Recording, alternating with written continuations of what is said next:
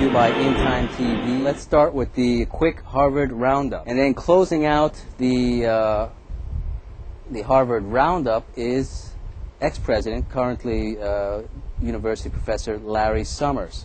And he also was in the news. We've had a lot of discussion about, there he is speaking, but in fact the story is about him not speaking. He wanted to speak at the University of California, Berkeley, and they actually refused to let him in the door. And this is an important topic, not because anyone has any particular view on, obviously, his controversial points on women in science and so forth. Clearly, all those issues, even with Sophie Currier's example, are still ongoing issues.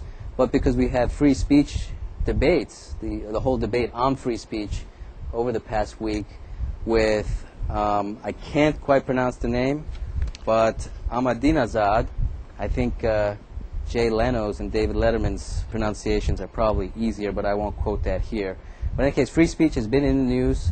We've had President Lee Bollinger of Colombia supposedly going into free speech with President Ahmadinejad of Iran. But in our own community here, Summers was refused entry into the University of California, Berkeley. And as the Harvard Crimson writes, this situation is alarming and dangerous. If academic freedom cannot exist in the university, our society is in trouble.